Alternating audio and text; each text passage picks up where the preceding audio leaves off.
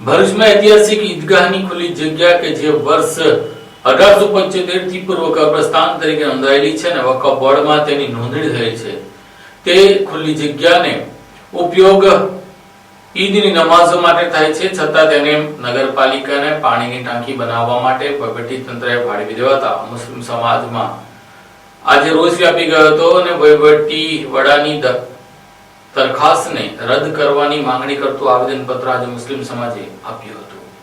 ભરૂચ શહેરના વેજલપુર બંબાખાના વિસ્તારમાં પાણીની ટાંકી અને પંપરૂમના બાંધકામ માટે નગરપાલિકાને ફળવાયેલી જમીન વિવાદમાં સપડાય છે। ઈદગાહ વકફ ટ્રસ્ટ અને મુસ્લિમ સમાજના આગેવાનોએ આ ફાળવણીનો વિરોધ કર્યો છે। તેમણે જિલ્લા કલેક્ટરને આવેદનપત્ર આપી જમીન પરત કરવાની અને દરખાસ્ત રદ કરવાની માંગ કરી છે। ઈદગાહ વકફ ટ્રસ્ટના આગેવાનોએ કલેક્ટર કચેરી ખાતે મોટી સંખ્યામાં એકત્ર થઈ આવેદનપત્ર સુપરત કર્યું છે।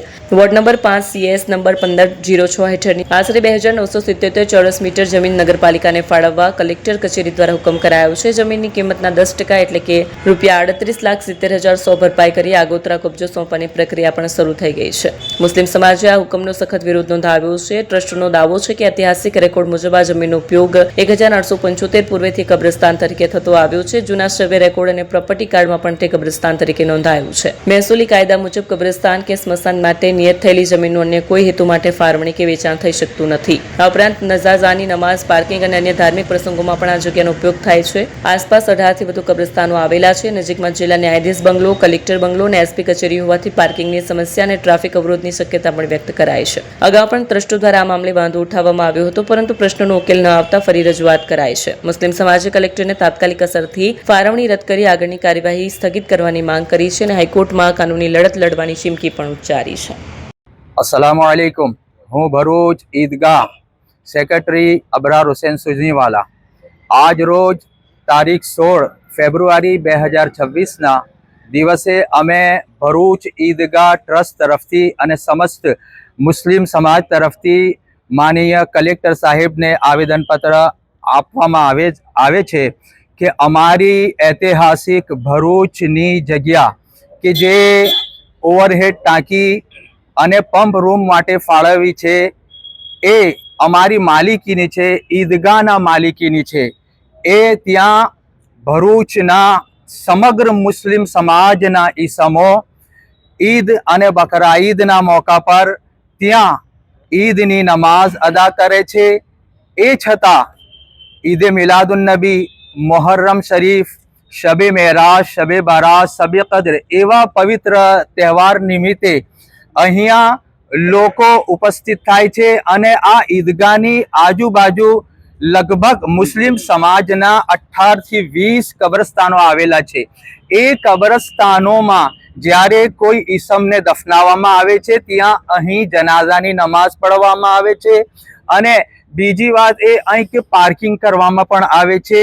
અને વધુમાં અમે એ કહેવાનું કે આ જગ્યા જે ઈદગાહની માલિકીની છે, અહીંયા અગર ઓવરહેડ ટાંકી બને અને રૂમ બને, પંપ રૂમ બને તો અહીંયા એક ટ્રાફિકની વિકટ સમસ્યા પણ ઊભી થઈ શકે છે।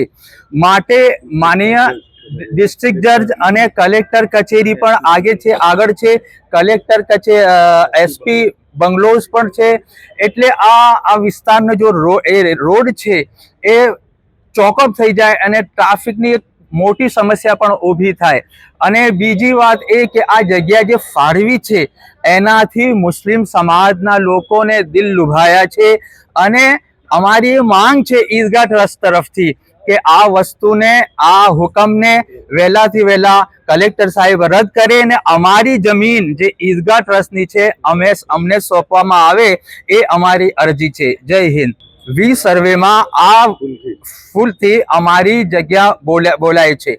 હું ભરૂચ શહેર ઈદગાહ ટ્રસ્ટના ટ્રસ્ટી યુસુફભાઈ વૈદ 1952માં ઈદગાહ ટ્રસ્ટની આગળ આવેલી 1506 નંબર જૂનો સિટી સર્વે નંબર 144 આ જમીન 1952થી જ્યારે ટ્રસ્ટ રજીસ્ટર થતા હતા એ વખતે ટ્રસ્ટ રજીસ્ટરમાં 1952થી ઈદગાહની આ જમીન 1506 નંબરની જમીન પહેલો જૂનો રજીસ્ટર નંબર 144 આ જમીન ઈદગાહ ટ્રસ્ટના જૂના ટ્રસ્ટીઓના નામ પર ચાલી આવેલ, પરંતુ 1972માં જ્યારે આખા ઇન્ડિયાનો રીસર્વે થયો ત્યારે સિટી સર્વેના અધિકારીઓએ જૂના ટ્રસ્ટીઓને નોટિસ આપ્યા વગર, કોઈ પણ જાતની જાણ કર્યા વગર એમણે પોતાની મનમાનીથી આ સિટી સર્વેના ઓફિસરોએ જે ટ્રસ્ટની 1506 નંબરની, જે હાલનો 1506 નંબરનો પ્લોટ છે, એ ઈદગાહ ટ્રસ્ટની માલિકીનો પ્લોટ છે અને હતો, એને રીસર્વેમાં એ લોકોએ જૂના ટ્રસ્ટીઓને બોલાવ્યા વગર કે એમને સાંભળ્યા વગર, એમને નોટિસ આપ્યા વગર 1971-72માં એ લોકોએ રીસર્વેમાં સી સરકાર કરી આપી.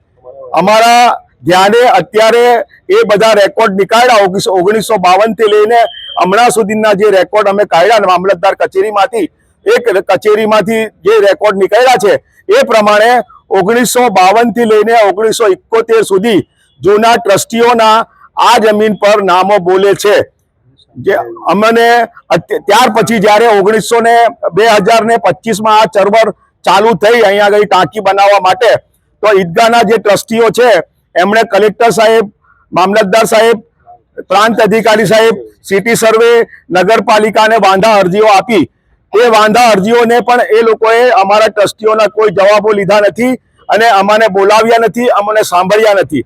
અને ફરીથી 2026માં અમને ચળવળની ખબર પડી. અમે ફરીથી કલેક્ટર સાહેબ, એસડીએમ સાહેબ, મામલતદાર સાહેબ અને સિટી સર્વે સુપ્રિન્ટેન્ડન્ટ અને નગરપાલિકાના અધિકારીઓને વાંધા અરજી આપી. એ વાંધા અરજીને પણ એ લોકોએ કંઈ અમને બોલાવ્યા નથી, અમારા જવાબો લીધા નથી અને બારોબાર કલેક્ટર સાહેબે હુકમ કરીને નગરપાલિકાને એવું સાંભળવામાં આવ્યું છે, અમારી પાસે એનો રિપોર્ટ આવ્યો છે કે 3 કરોડમાં આ જમીન નગરપાલિકાને સપૂર્દ કરી દીધી અને એના 35 લાખ રૂપિયા નગરપાલિકાએ કલેક્ટર ઓફિસમાં ભરી દીધા છે. એની સામે અમારો ટ્રસ્ટનો સખત વિરોધ છે. અમે આ મામલો કોર્ટોમાં લઈ જઈશું, હાઈકોર્ટોમાં લઈ જઈશું, માનવ અધિકાર પંચમાં લઈ જઈશું. અમારો મુસ્લિમ સમાજ આ વસ્તુને સાંખી લે નહીં. માટે કલેક્ટર સાહેબને આજ રોજ અમે ભરૂચ શહેર ઈદગાહ ટ્રસ્ટ અને ભરૂચ શહેરના તમામ આગેવાનો, મુસ્લિમ આગેવાનો, આજુબાજુ કબ્રસ્તાનના તમામ ટ્રસ્ટીઓ આજે આવેદન પત્ર આપવા આવ્યા છે કે જો કલેક્ટર સાહેબ આ હુકમને રદ નહીં કરે તો અમે હાઈકોર્ટો, કોર્ટો અને જે કઈ ગાંધી ચિંધ્યા માર્ગે જે કઈ આંદોલન કરવાનું થશે તે મુસ્લિમ સમાજ અને ઈદગાહ ટ્રસ્ટ પોતે સાથે મળીને સમગ્ર મુસ્લિમ સમાજ આ આંદોલન કરશે. તેથી મુસ્લિમ સમાજની ઘણી લાગણી દુભાઈ છે અને મુસ્લિમ સમાજ ટ્રસ્ટ છે. તેથી અમારી આ સાથે આવેદન પત્રથી આપ સાહેબને વિનંતી છે કે તાત્કાલિક આ હુકમને રદ કરી નાખો, એવી અમારી નમ્ર અરજ છે. નહીં તો મુસ્લિમ સમાજ આ તમારા હુકમને સાંખી લેશે નહીં. કોર્ટોમાં, હાઈકોર્ટોમાં અને ગાંધી ચિંધ્યા માર્ગે જે આંદોલન થતા હશે તે તમામ આંદોલન કરશે. એ જ અમારી અપેક્ષા છે. જય હિન્દ.